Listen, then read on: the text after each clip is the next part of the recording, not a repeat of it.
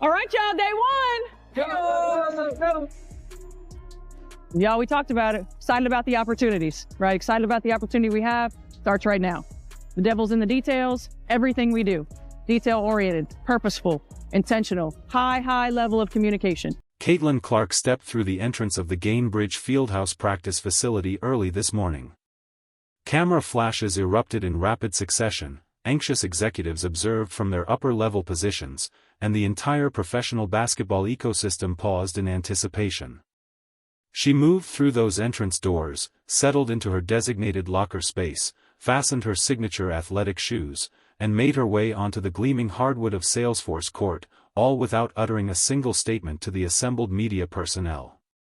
Without releasing any carefully constructed public relations announcement, she demonstrated to every nervous executive in that facility, and every worried franchise throughout this league, precisely who she represents and precisely who commands the influence. The opening day of Indiana Fever training camp has officially concluded, and the undeniable reality of what transpired on that court is going to disturb many internet narrative creators, corporate messaging specialists, and organizational defenders extremely deeply. The information emerging from Indianapolis at this moment is not merely encouraging, it is completely statistically and mentally devastating for the remainder of the WNBA. Allow me to share what genuinely occurred today, not what the sensational commentators on social platforms desired to witness, not what the controversy seekers were hoping for to boost their metrics, and definitely not what the Indiana Fever organizational leadership had been apparently signaling throughout the previous 7 days. Allow me to detail what genuinely transpired when 16 exceptionally competitive, elite professional athletes entered that court for the initial official day of training camp. Caitlin Clark commanded the offensive system, absolutely without debate. She maintained the basketball firmly and consistently in her possession. She accelerated the transitional pace at an intense velocity that left opponents struggling for oxygen. She located cutting teammates before they realized they had separation. She delivered precise, no-look, angular fast break passes through impossible spaces that caused experienced professionals to pause in absolute amazement. She elevated from 35 feet directly atop the center logo, launching the basketball as though the basket was indebted to her. 8 excruciating months removed from competitive WNBA action, and she appeared anything but unprepared. She demonstrated no tentative behavior. She certainly did not resemble a delicate, compromised player returning from a devastating 8-month injury period who required extensive protection by the training personnel. She resembled an elite hunter who had been confined inside a dark enclosure, calculating the painful moments until she could escape the confinement, return to a basketball court, and obliterate everything positioned before her. No deterioration, no uncertainty, no careful approach, just absolute, unrestrained, exceptionally dangerous Caitlin Clark basketball from the opening whistle of the morning to the closing buzzer of the afternoon. This is WNBA Pro, your exclusive, direct, and uncensored destination for the most sophisticated WNBA analysis on the complete platform, and the definitive, earth-shattering warning signal has officially been transmitted across the entire league. Today, we are analyzing the intense mental competition of Day 1, dismantling the organizational narrative element by element, and clarifying precisely why the internet conspiracy speculation just entirely dissolved into nothingness. This year's draft. Now we're gonna jump right into this thing, man. One picture has sent the internet in uproar, bro. That is seeing Caitlin Clark back in the gym. This is the photo from Tony East that had surfaced online. So as you guys can see here, Caitlin Clark is in the gymnasium, the Fever practice facility, and she's ready to go, man. Today is the first day of training camp for the Indiana Fever. Now, what we could expect is a lot of clips. Hopefully we get some clips from Caitlin Clark and the team, kind of seeing them gelling. Nobody in the mainstream media is discussing how severely the panic creators and the corporate narrative architects misunderstood the on-court reality. For 7 exhausting days, the overwhelmingly vocal narrative suggested that the Indiana Fever organizational leadership was actively, deliberately undermining Caitlin Clark, that the executives were engaged in a secretive mission to completely eliminate her historic influence, that selecting a defensive point guard like Raven Johnson was a targeted, hostile arrangement from the very start, that head coach Stephanie White was scheming in secrecy to relocate Clark away from the ball, remove her playmaking capabilities, and transform her into a stationary shooting alternative, that the complete organization, driven by pride and a hunger for total authority, was plotting against its own generational franchise athlete. But what genuinely happened on day one of camp, when the basketballs finally launched? Clark commanded the operation. The team executed high-level basketball. And you know what the rookie Raven Johnson was accomplishing? She was defending. She was competing with absolute maximum effort. She was being a receptive learner and absorbing the intricacies of a professional framework. She was being precisely what the Indiana Fever selected her to become, which is a relentless, perimeter defensive specialist who contributes a physical, tenacious element that this backcourt defense has desperately required for years.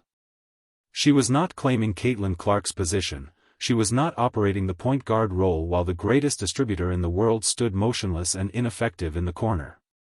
She was not the focal point of a grand, calculated conspiracy to reduce the superstar. She was a 22-year-old, two-time national champion rookie at her very first professional practice, performing exactly what rookies are expected to perform, maintaining focus, working intensely, and executing. Now, that certainly does not indicate the fans' legitimate concerns throughout the previous week were completely incorrect or unjustified. WNBA Pro has been extremely transparent, extremely vocal, and extremely objective regarding this throughout the entire week, and we definitely do not retract our assessment. The public communication from the Indiana Fever organizational leadership preceding this training camp was a harmful, complete catastrophe of massive scale. Head coach Stephanie White characterizing Caitlin Clark as an on- and off-ball athlete was remarkably awkward and strategically frightening. President Kelly Krauskopf addressing cameras and discussing a generational talent requiring adaptation to the framework was presumptuous, counterproductive, and utterly insensitive. Senior advisor Lynn Dunn dismissing the highly knowledgeable, devoted ticket purchasers as hostile critics was an openly disrespectful offense to the individuals who finance their compensation. General Manager Amber Cox conducting a media campaign and discussing Raven Johnson evolving into a dual-position guard generated significant, legitimate, panic-creating strategic concerns. All of those corporate communication mistakes were completely genuine. They produced a compressed, suffocating catastrophe for the supporter community. They initiated a substantial financial boycott, and those executives warranted every single measure of the brutal, unforgiving criticism they obtained from this channel and from the audience. But there is a substantial, fundamental distinction between poor, pride-driven organizational messaging and the genuine, undeniable basketball objectives manifesting on the physical court. And what day one of training camp just demonstrated to the complete world is that the basketball strategy inside that heavily protected gymnasium is not what the most vocal voices on the internet, or even the awkward executives themselves, invested a week informing you it was. The strategy, when the implementation actually occurs, is Caitlin Clark commanding the offense, absolutely. Conclusion of statement. And if head coach Stephanie White maintained any alternative consideration secretly developing in the recesses of her consciousness, if she genuinely possessed a profound desire to establish a rigid, system-first offense that marginalized her superstar, Caitlin Clark had already established a brilliant, inescapable psychological strategy for her months previously. I want you to hear the resurfaced audio where Caitlin Clark publicly commended Stephanie White's basketball intellect. Hear how a genuine strategic master functions. Short time with you and Stephanie as your head coach. What do you appreciate the most about what you're learning from her right now here? Yeah, I mean, I think the thing that I've always admired about Steph, and I've known her for quite some time now, obviously not on the level that I do now, but like she just has a really, really good basketball mind. And if you listen to her call NBA games or college games, like her knowledge of the game is far better than most people. Like she understands how the game is supposed to be played, situation basketball. She knows what she's doing. She knows how to put people in positions to be successful, 1 through 5 on the floor. She's going to put us in lineups that are successful, but also like she's going to hold you accountable. She's going to coach you. And that's something I'm really grateful for, but also like she's just been a good sounding board for me. Listen to those particular words with extremely analytical attention. Caitlin Clark addressed the media and declared she understands what she is executing, she comprehends how to position individuals in situations to be effective. She is going to arrange us in combinations that are successful. In the intensely scrutinized, pride-dominated realm of professional athletics, that is not merely a courteous, dismissible compliment, that is a public psychological demand presented elegantly. Caitlin Clark was informing the complete basketball world that she completely anticipates her head coach to be intelligent enough, and selfless enough, to position players in the precise geometric locations on the floor where they statistically flourish. And where does Caitlin Clark statistically flourish? Where does she demolish defensive statistics? With the basketball securely in her possession, operating the point position, controlling the pace, directing the half-court offense, leading the complete league in assists. If Stephanie White attempted to implement that feared off-ball philosophy today, if she genuinely attempted to compel Clark into the corner to accommodate a defensive rookie, she would have been actively, deliberately contradicting the very basketball intelligence that Caitlin Clark just publicly commended her for possessing. It was a brilliant strategic victory by the franchise player, accomplished flawlessly before the first official preseason contest even commenced. White possessed no alternative except to provide her the keys to the Ferrari. Stay with me, because here is the aspect about Raven Johnson that the drama creators and the engagement manipulators absolutely refuse you to acknowledge, because it destroys their harmful narrative. Raven Johnson appeared like she completely belonged on a professional floor. She was not intimidated by the suffocating, flashing media occasion, she was not disturbed by the deafening, controversial attention surrounding her arrival in Indianapolis. And here is the wonderful detail that should permanently silence every single individual who proclaimed that these two players could not peacefully coexist on the same roster. Caitlin Clark and Raven Johnson were on the identical court today. They practiced together, they executed drills together, they communicated through screens, they competed against each other in scrimmages, and the world did not collapse. Superstar center Aaliyah Boston stated it perfectly on her podcast last week when she mentioned the fans and the media consistently possess far more conflict than the genuine players possess. She was exactly 100% accurate. Caitlin Clark and Raven Johnson are elite, intensely focused professionals who share a championship background. They do not transport fabricated internet conflict onto a basketball court, they transport basketballs. They transport a burning desire to succeed. And today, they both conducted themselves remarkably well, proving that a lockdown, perimeter defender and a transcendent, offensive point guard can definitely complement each other, if the coaching personnel remains out of their own path. Now, allow me to share what Caitlin Clark appeared like, specifically because the biomechanical and statistical details matter, and they are statistically terrifying for the remainder of the defensive coordinators in this league. You have to remember the complete ordeal this young woman experienced. Clark invested 8 agonizing months rehabilitating from the cascading soft tissue injuries that entirely destroyed her 2025 season, the groin complications, the quad strains, the ankle injuries, all resulting from the absolute exhaustion of carrying a franchise on her shoulders while being physically targeted full court every single night. She completely, meticulously reconstructed her physical conditioning from the foundation upward in isolation.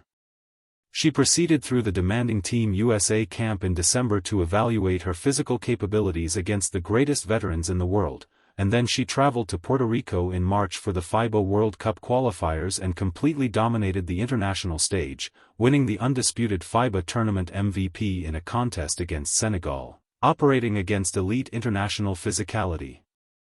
She recorded an astonishing 17 points and 12 assists in merely 19 minutes of playing time, converting 4 of 5 from beyond the arc, 19 minutes. That is a level of concentrated efficiency that demolishes basketball statistical algorithms. She entered the Fever training camp today appearing like she absorbed those FIBA international experiences, captured the confidence, and utilized them as a high-energy launching platform.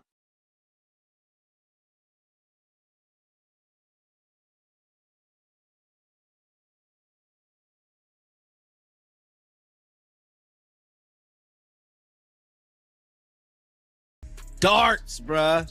Nothing but darts. Yeah, man. So today's the day. So we should be getting a lot of content today, a lot of news today.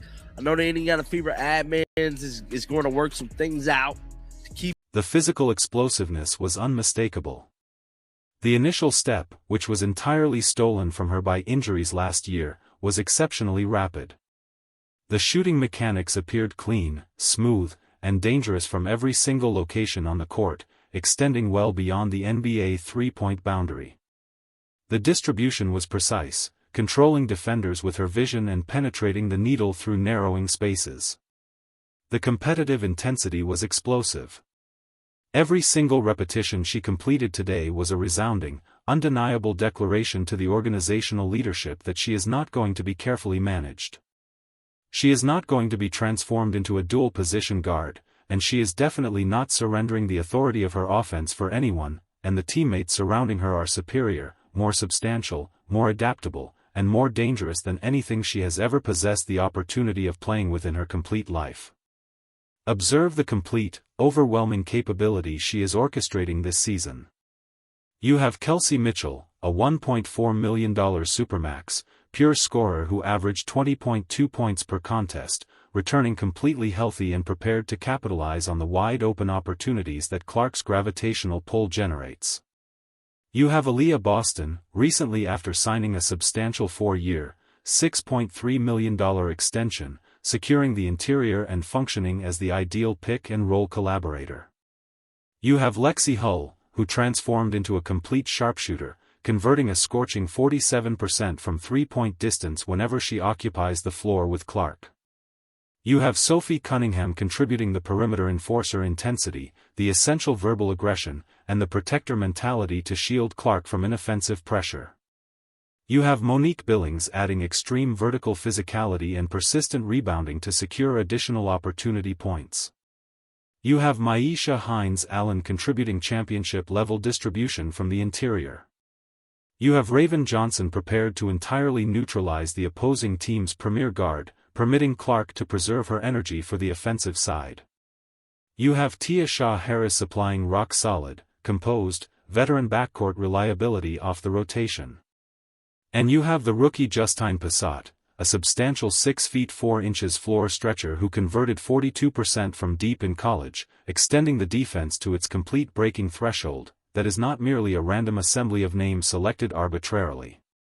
That is a heavily equipped, carefully constructed, championship-caliber arsenal, and it is being operated by a generational superstar who is firmly, unapologetically at the controls.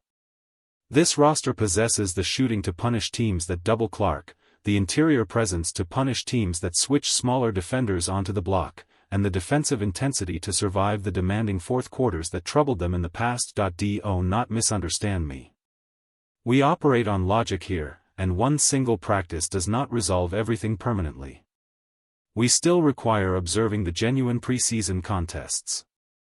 We require observing how head coach Stephanie White genuinely deploys the guard rotation and administers the minutes when the arena lights activate and the pressure is authentic on April 25 against the Dallas Wings. We require weeks of empirical, on-court evidence before we can genuinely, definitively assess whether the Indiana Fever coaching personnel is maximizing their franchise player, or secretly, stubbornly attempting to restrict her to validate their system functions. Day 1 was the complete, best, most comforting possible beginning, because the one burning existential question every single fan possessed entering today, the question that was causing individuals to cancel their season tickets and overwhelm the team's communication with complaints, was straightforward: is Caitlin Clark still the point guard? Is she still the undisputed engine of this franchise?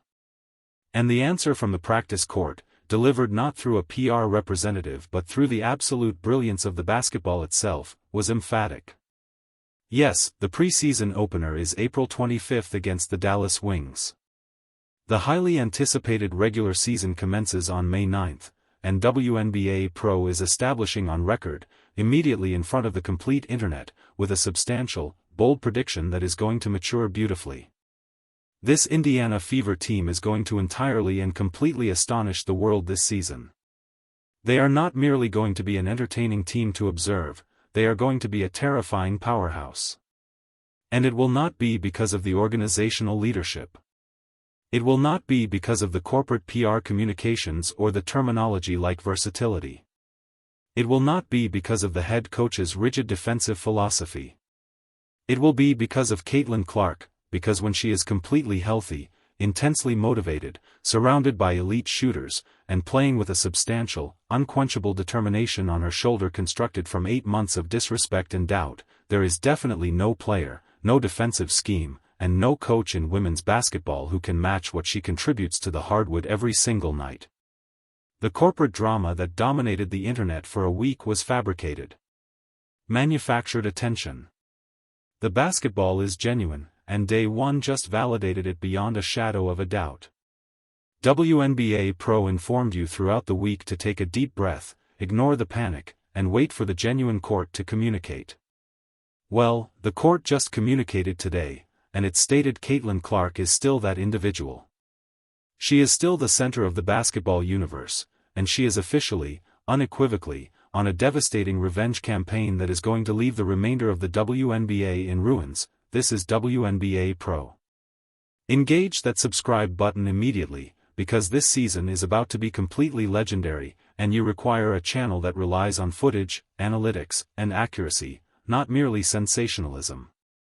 Drop your day one reaction in the comments below. Inform me who possessed it accurate this week, and who possessed it incorrect. Are you relieved by the practice reports emerging today, or do you still profoundly distrust Stephanie White and Amber Cox's long-term strategy? Do you think Caitlin Clark is about to produce the greatest statistical season in WNBA history? I want every single, passionate, unfiltered perspective flooding that comment section immediately. Hit the notification bell, because preseason commences in exactly 6 days, and we are not missing a single moment, a single pass, or a single press conference. The talking is finally concluded. It is performance time. Keep the vision alive. Trust the basketball, and we will see you on the next deep dive.